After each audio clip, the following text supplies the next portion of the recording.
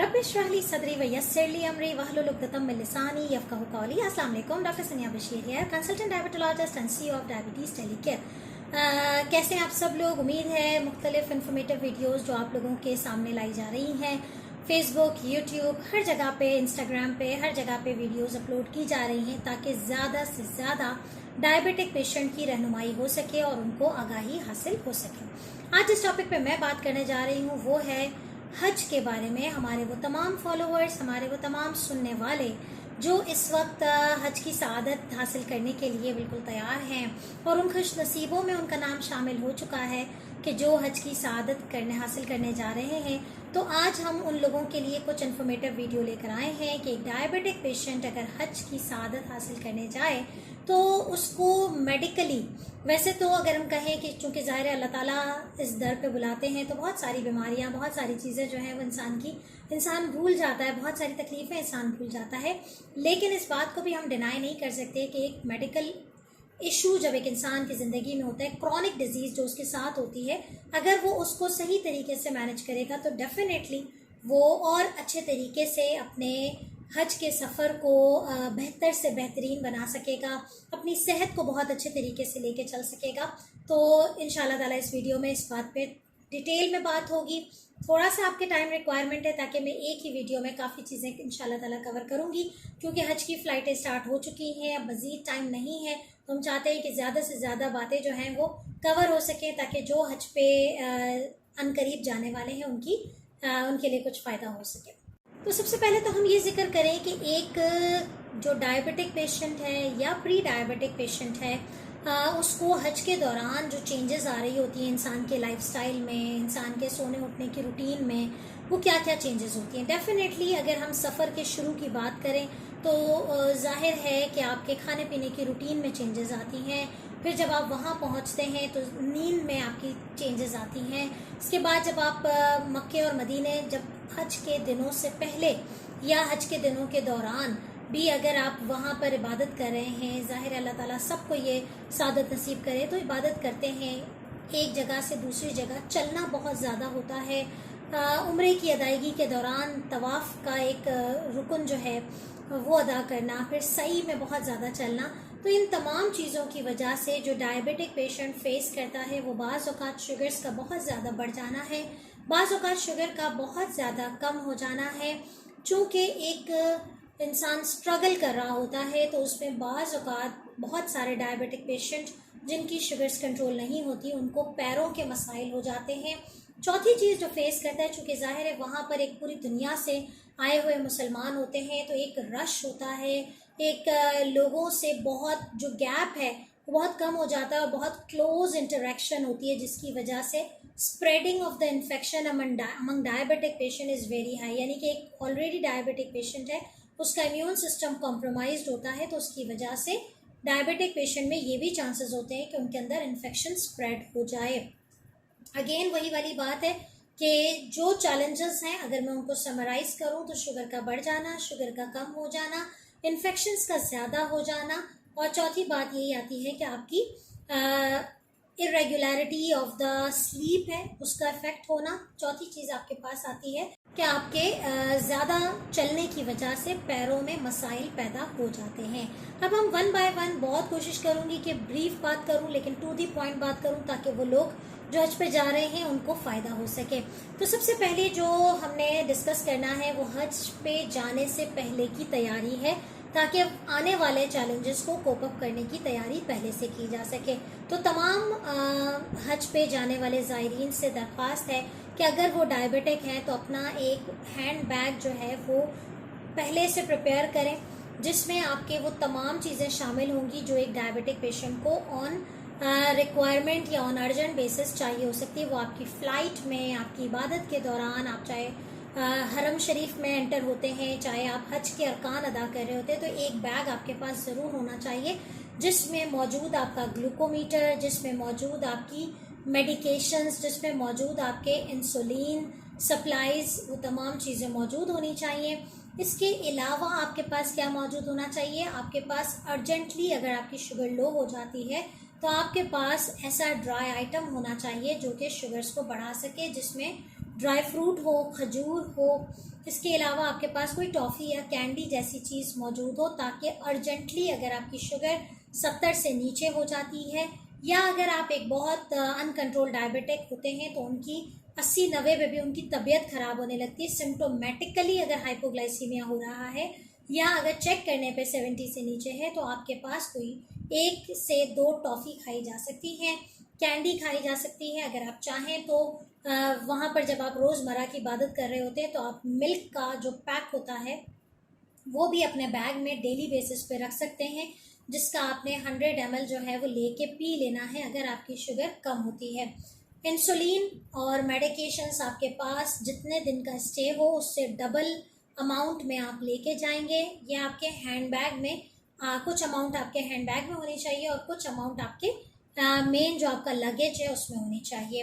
तो ये वो तमाम वही टिप्स हैं जो एक ट्रैवल टिप्स हम बताते हैं आपको। आपके पास ग्लूकोमीटर के स्ट्रिप्स जो हैं वो डबल अमाउंट में मौजूद होने चाहिए।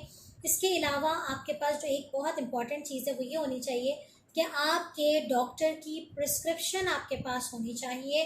दैट इज़ वेरी इंपॉर्टेंट कि आप अगर फ़्लाइट पे अगर आपसे पूछा जाता है कि आप मेडिसिन लेके जा रहे हैं तो this is according to prescription और नॉट, वो आपके पास होनी चाहिए वैक्सीनेशन कार्ड्स, ताकि आपके पास प्रूफ मौजूद हो कि आपकी वैक्सीनेशंस कंप्लीट हो चुकी है। अभी मैं नेक्स्ट बताती हूँ कि कौन कौन सी वैक्सीन, तो ये आपके हैंड बैग में ज़रूर मौजूद होनी चाहिए। और लगेज में जैसे मैंने जिक्र किया कि ग्लूकोमीटर आपके पास एक्स्ट्रा होना चाहिए, स्ट्रिप्स आपके पास मोर देन द डेज जो आपकी एक टोटल, अगर आपको पता है कि आपने 2 से 3 दफ़ा चेक करनी है और आप 40 डेज़ के लिए जा रहे हैं तो कम अज़ कम अगर टोटल 120 बनती है तो आप तकरीबन 200 लेके जाएंगे। अगर डिफरेंट लगेजेस आपके साथ हैं तो आप मुख्तलिफ लगेजेस में अपनी चीज़ें रख लेंगे। इसके बाद एक बहुत इम्पॉर्टेंट चीज़ है कि चूँकि हाजीज जो जा रहे होते हैं वो ग्रुप्स में जा रहे होते हैं तो बहुत ज़्यादा ज़रूरी है कि आपके पास वहाँ की इमरजेंसी मेडिकल कॉन्टैक्ट की डिटेल्स आपके पास मौजूद होनी चाहिए, ताकि हज के दौरान अगर आपके पास कोई भी ऐसी प्रॉब्लम होती है, वैसे तो हर हज के जो खेमे होते हैं वहाँ पर मौजूद होता है, लेकिन अदर देन द हज डेज़ आपके पास जो है वो वहाँ की इमरजेंसी मेडिकल कॉन्टैक्ट नंबर ज़रूर होना चाहिए, ताकि अल्लाह ना करे कि किसी भी इमरजेंसी की सूरत में आप वहाँ पर कॉन्टैक्ट कर सकें। और अगर आप कोई ऐसी इमरजेंसी नहीं है लेकिन कोई बात तंग कर रही है, कोई मेडिसिन का इशू है, तो डायबिटीज़ टेलीकेयर ने फ्री कंसल्टेशन सर्विसेज रखी हुई हैं। आप डायबिटीज़ टेलीकेयर की मोबाइल ऐप डाउनलोड करें और उस पर आप मेंशन कर दें रजिस्टर होने के बाद टेक्स्ट कंसल्टेशन आपको फ्री ऑफ कॉस्ट है, ताकि आप वहाँ बैठे भी अपने डॉक्टर के साथ कनेक्शन मेंटेन रख सकें। तो ये तो हो गई आपकी प्री हज प्रिपरेशन में बैक प्रिपरेशन। दूसरी चीज़ जो प्री हज में है वो डेफिनेटली अपने डॉक्टर से मिल लेना है, अपने तमाम टेस्ट को क्लियर कर लेना है कि आपकी शुगर्स कंट्रोल्ड है। आपके डॉक्टर की गाइडेंस बहुत ज़्यादा ज़रूरी है कि आपको कस्टमाइज आपके लिए जो इंस्ट्रक्शंस होंगी वो क्या होंगी। तो आपका HbA1c पहले से टेस्ट होना चाहिए। ऐसा ना हो कि आप डायबिटिक हैं, आपको पता है कि आपकी शुगर्स कंट्रोल नहीं रहती, लेकिन 6 महीने से आपका कोई टेस्ट नहीं हुआ और आप हज की तरफ रवाना है, तो अपने डॉक्टर से ज़रूर मिल लें और अपने तमाम टेस्ट को क्लैरिफाई कर लें। इसके बाद जो बहुत इंपॉर्टेंट चीज़ है वो है हज से पहले तमाम हज ज़ायरीन वैक्सीनेट हो जाएं। कौन सी वैक्सीनेशन? खासतौर पे पाकिस्तान से जाने वालों के लिए सबसे पहली चीज़ तो ये है कि आपकी पोलियो वैक्सीनेशन जो है वो हुई भी हो। ऑल दो के तकरीबन तमाम मदीना एयरपोर्ट पे या जद्दा एयरपोर्ट पे पोलियो की ड्रॉप्स वहाँ पिलाए जाते हैं, लेकिन कम से कम हज पे जाने से 10 दिन पहले आपने पोलियो के ड्रॉप्स पी लिए हो।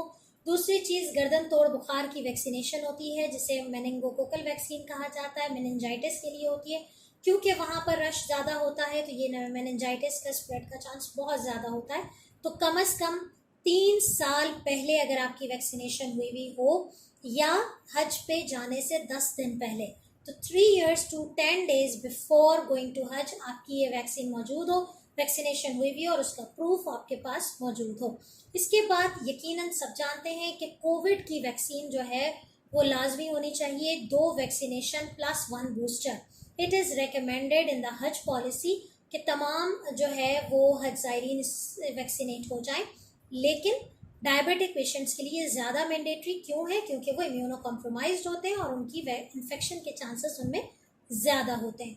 तो पोलियो हो गया, मेनिंजाइटिस हो गया, कोविड वैक्सीनेशन हो गई। चौथी चीज़ जो है वो सीजनल फ्लू वैक्सीन जो है वो भी रिकमेंडेड है कि कम से कम एक डोज जो है वो आपने इन्फ्लुएंजा वैक्सीन का लगाया हो, just to prevent yourself from the spreading of infection. ठीक है जी। तो ये तमाम हज ज़ायरीन के लिए है, लेकिन पर्टिकुलरली डायबिटिक पेशेंट्स के लिए लाजमी है। हमारी कंट्री से जो जाते हैं उसमें येलो फीवर या इस तरह की चीज़ें नहीं होती हैं, तो इसलिए येलो फीवर की वैक्सीन यहाँ पाकिस्तानीज़ के लिए रिकमेंडेड नहीं है, लेकिन वो कंट्रीज़ जहाँ येलो फीवर एपिडेमिक है तो वहाँ ज़रूर लगानी चाहिए। अपने डॉक्टर से मिलते हैं और आपका डॉक्टर आपकी पूरी कंप्लीट चेकिंग करता है, तो डेफिनेटली इस बात को जो है वो रेकमेंड किया जाता है कि अगर आप इंसुलिन पे हैं या ऐसी मेडिसिन पे हैं जो आपकी शुगर्स को लो करता है, तो उसके डोजेस को एडजस्ट करवा भी लें और अपने डॉक्टर से मिल के सीख भी लें कि अगर आपके शुगर्स अप एंड डाउन होते हैं तो आपने इंसुलिन को कैसे एडजस्ट करना है और मेडिसिन को कैसे एडजस्ट करना है। इसके बाद जो मोस्ट इम्पॉर्टेंट बात आती है, जब आप हज पे, जब आप मक्का या मदीना पहुंच चुके हैं और आपकी जो मेन चैलेंज आता है आपके शुगर को कंट्रोल करने का, वो ये है कि आपने अपनी मेडिसिन्स को ऑन टाइम लेना है। ऑल्दो इबादत में इंसान मसरूफ़ होता है, लेकिन इसके बावजूद आपका जो हैंड बैग है उसमें मैंने कहा है कि आपकी मेडिसिन ज़रूर मौजूद होनी चाहिए। आपने बिल्कुल भी एम्बैरेसिंग नहीं फील करना कि अगर आप बाहर होटल में खाना खा रहे हैं तो उससे पहले आपने वैक्सीन इंसुलिन जो है वो लगानी है, तो आपने बिल्कुल भी अपने आप को एम्बैरस नहीं फील करना, ये सोच के कि जिस आदत के लिए आप आए हैं वो आप बहुत सेहतमंदी के साथ और खुश उसलूबी के साथ अंजाम दें। इसके बाद बहुत इंपॉर्टेंट जो एक क्या चीज़ होती है वो ये है कि आपने अपनी डाइट का बहुत ज़्यादा ध्यान रखना है, क्योंकि हज बैतुल्लाह की जब ज़ियारत करते हैं और मक्का मदीना में ज़ाहिर खाना अमूमी तौर पे बाहर खाया जाता है, तो थोड़ी सी चीज़ों से जो आपने अवॉइड करना है वो ये है कि आपने अपने पोर्शंस को नहीं भूलना, जिसके बारे में मैंने हमेशा गाइड किया है कि आप कोशिश करें कि रोटी, चावल, तंदूर, वहाँ चूँकि मैदे की रोटी, पीटा ब्रेड का बहुत ज़्यादा जो है वो चीज़ें होती है, शवरमा है, इन चीज़ों से आप बहुत हद तक अवॉइड करें। कोशिश करें कि तमाम डायबिटिक पेशेंट प्रोटीन डाइट को बहुत ज़्यादा इस्तेमाल करें, जिसमें चिकन है, मटन है, उनका इस्तेमाल ज़्यादा करें। चावलों का इस्तेमाल और पीटा ब्रेड का इस्तेमाल बहुत ज़्यादा ना करें, क्योंकि ये आपकी शुगर्स को बहुत तेज़ी से बढ़ाएगा और इनिशियली शायद आप फील ना करें, क्योंकि आप बहुत एक्सरसाइज भी कर रहे होते हैं, बहुत वॉक भी कर रहे होते हैं, तो शायद आपको इनिशियली फील ना हो, लेकिन वो फिर थोड़े टाइम के बाद आपकी शुगर्स को बहुत ज़्यादा डिरेंज कर देगा। तो खाने पीने में आप सैलड्स का इस्तेमाल करें, दही का इस्तेमाल करें। जब वहाँ पर दही या दूध चूँकि प्रोसेस्ड मिलता है, लबन की फॉर्म में मिल रहा होता है, तो बहुत ज़्यादा कोशिश करें कि सॉल्ट फ्री, शुगर फ्री, उसके न्यूट्रिशन लेवल को ज़रूर पढ़ लें। उसके लेबल्स को पढ़ना बहुत ज़्यादा ज़रूरी है ताकि उसका सोडियम कंटेंट और शुगर कंटेंट आपको पता चले। शुगर फ्री, सॉल्ट फ्री वाली आपने मिल्क एंड दही का इस्तेमाल करना है। अनइवन जो है वो जूसेस और शेक्स का इस्तेमाल नहीं करना। मौसम गर्म है, डिहाइड्रेशन आपको नहीं होनी चाहिए। पानी का, आब जमज़म का ज़्यादा से ज़्यादा इस्तेमाल करें, जिसमें हर बीमारी के लिए शिफा है। अजवा खजूर अपने पास रखा करें। अगेन लो ग्लाइसेमिक इंडेक्स की वो शुगर है, लेकिन इसका ये खजूर है, लेकिन इसका ये मतलब नहीं है कि आप हर वक्त खाते रहेंगे। दिन में 2 से ज़्यादा खजूर का इस्तेमाल नहीं करेंगे आप। फ्रूट आप वहाँ पर परचेज़ कर लें। दिन में तीनों टाइम अपने हैंड बैग में एक फ्रूट जो है वो लाजमी रखा करें, ताकि अगर आप हरम शरीफ के अंदर भी हैं और इबादत के दौरान आप खाने पीने का मौका नहीं मिला, चूँकि मेडिसिन आपकी जा रही होती है तो शुगर लो होने के चांसेस होते हैं, तो आपका फ्रूट भी आपको हेल्प आउट कर सकता है शुगर को बैलेंस करने में। वॉक होने की वजह से जो है वो बहुत डायबिटिक पेशेंट के लिए हेल्प मिलती है, लेकिन वहीं पर जहाँ हम खाने पीने की बात करते हैं, जहाँ हम कहते हैं कि बैलेंस डाइट लें, वहीं पर ज़्यादा चलना, और ख़ास तौर पे जब हज के 5 दिन होते हैं जिसमें मिना से मुज़दलिफ़ा, अरफात, ये तमाम जगहों पे इंसान ज़्यादा से ज़्यादा जो है वो चहलकदमी कर रहा होता है, तो कोशिश ये करें कि अपने पाँव की बहुत अच्छे से केयर करें। ख़ास तौर पे जो नॉन सेंटेड मॉइस्चराइज़र्स मिलते हैं, आप उनका इस्तेमाल एहराम के दौरान कर सकते हैं, जिसमें कोई किस्म की खुशबू शामिल नहीं होती है। इसके अलावा अगर बहुत ज़्यादा फुट का एक्यूट इशू है तो आप किसी उल्मा से फतवा लेके जो है वो एहराम के साथ सॉक्स का इस्तेमाल कर सकते हैं।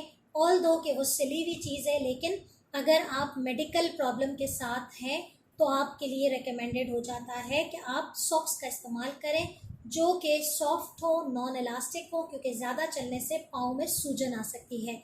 डायबिटिक सॉक्स आपको डायबिटीज़ टेलीकेयर के प्लेटफॉर्म पे अवेलेबल है, वहाँ से आप परचेज़ कर सकते हैं। इसके अलावा आपने जो स्लीपर्स का इस्तेमाल करना है हरम के हज के दौरान, वो कोशिश ये करें कि उसकी ऐसा सॉफ्ट पैडेड स्लीपर्स हो, आरामदेह हो। ऐसा ना हो कि वो नया जूता आपने पहना हो। कोशिश करें कि वो स्लीपर जो आप हज पे लेके जाना चाह रहे हैं वो स्लीपर हो जो आप अपने कॉमन इस्तेमाल में रखते हो या आपने उसे पहले से पहना हुआ हो, क्योंकि नया जूता आपके पाँव में किसी भी किस्म की तकलीफ क्रिएट कर सकता है और आपकी कंफर्टेबिलिटी भी बाज़ औक़ात नहीं होती है। तो कोशिश ये करें कि ज़मीन से 3 से 4 इंच ऊंचा हो, ताकि आपकी हील जो है, एड़ी जो है, वो ज़मीन पे इतनी उसमें रगड़ ना क्रिएट हो जो कि आगे जाके पेन का बाइस बन सकता है, जो कि आगे जाके पाँव के ज़ख़म का बाइस बन सकता है। तो बहुत ज़्यादा अपने पाँव की हिफाजत करनी है। तमाम हाजियों से दरख्वास्त है कि अपने पाँव की हिफाजत करें। जैसे मैंने जिक्र किया कि मॉइस्चराइज़र का इस्तेमाल करें, पाँव को अच्छे से वॉश करें ताकि किसी भी किस्म की मिट्टी या कोई चीज़ जो है वो आप इन्फेक्टिविटी की तरफ ना ले जाए। कोई आप बेयर फिट जो है वो ना चलें, नंगे पाँव आप ना चलें, क्योंकि आप एक मेडिकल कंडीशन का शिकार हैं। तो अल्लाह ताला ने हमारे मज़हब में बहुत आसानी रखी हुई है।